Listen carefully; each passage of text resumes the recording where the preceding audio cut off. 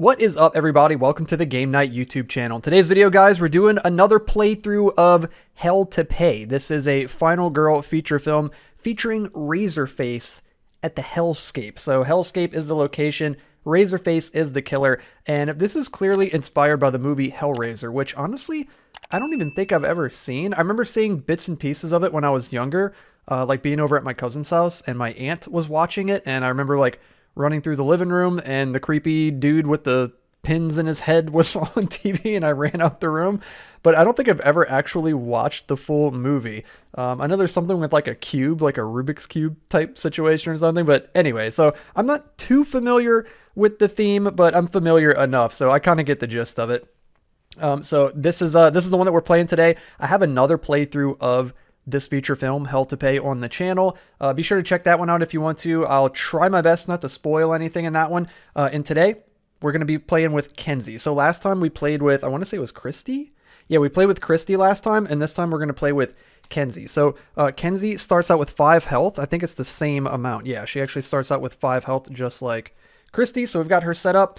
We need to get our token set up for our final health token. So let's go ahead and do that first. We'll get these kind of shuffled up and mixed around. So we'll get a final health token for Kenzie, and then we're going to get a final health token for the killer Razorface. And he's got 9 health, and he starts out on 5 on the horror track over this way. Okay, cool. Let's get everything else set up. We got our Hell Shift card, which is a special action card that gets added to the tableau for this feature film. We need to get the terror deck set up, so let's go ahead and shuffle this up. And of course, you always get 10 terror cards every time you play, which is really cool because you've got like a pretty hefty deck of terror cards between the killer and the location. So each time you play, you're going to get different terror cards. So it'll be a different experience every time, which is really, really neat. Okay, let's get these nice and mixed up, and we'll get 10. So we got 2, 4, 6, 8, 10, and then the other terror cards I'm going to set off to the side. And we'll set the terror deck right here like so. Let's get the items set up as well. I will say, and I did say that I wouldn't spoil anything. I mean, you can still go check out the other one if you want to, but inevitably some of the things that I say in the video are going to allude to how that one turned out. So it's still interesting to watch though. Yeah, it's very difficult, guys. So I kind of feel like Final Girl in general is very difficult, and I feel like this one especially is very punishing because there's a lot of luck involved. I actually looked up online, I read some Reddit posts about this particular feature film to see if other people shared that sentiment or if it was just me like being a noob at the game, and apparently it's not just me. I saw people online saying that this feature film in particular is fairly luck-based and maybe a little bit too luck-based and can get a little frustrating, but you know what? We're going to have a good time either way, and if we do manage to win, then hey man, it'll be like hitting the freaking jackpot. We're going to go ahead and get a random event here, and our first event, our starting event, is going to be Lost in Excess. It says all lines have blurred. There remains only ecstasy. When the horror level increases or decreases beyond the limit, do not increase bloodlust or gain time. This one is actually pretty good. So normally, if you're all the way in the red and horror level would increase, you'd have to increase bloodlust, but not with this one.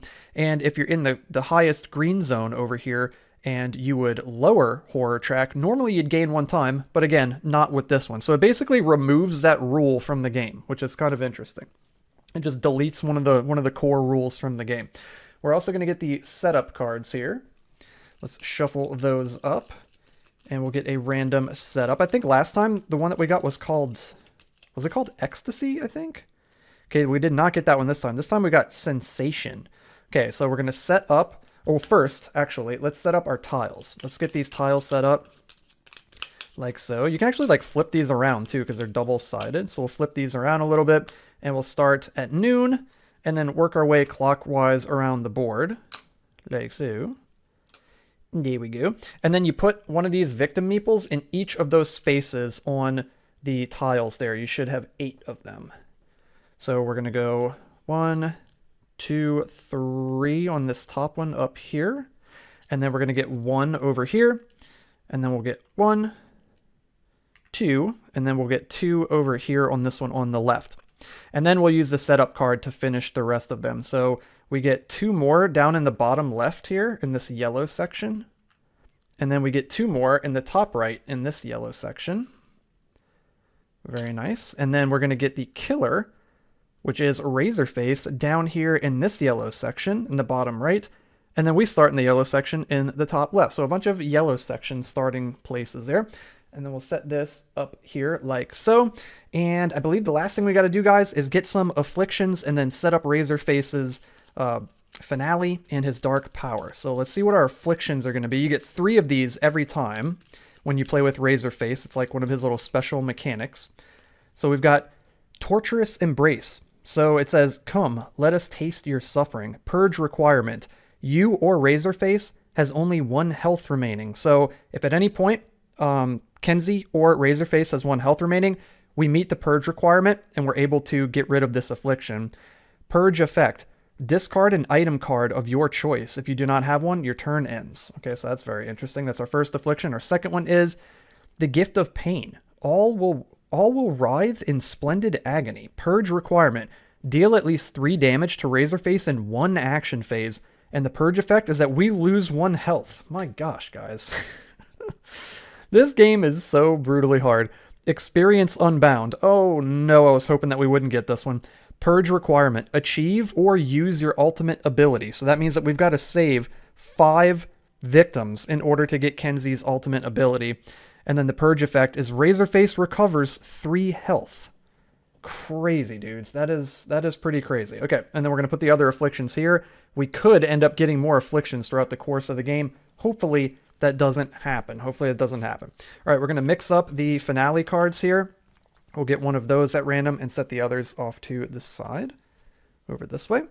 And then we're going to do the same for these, and I'm going to remove the epic dark power. I don't want to deal with that.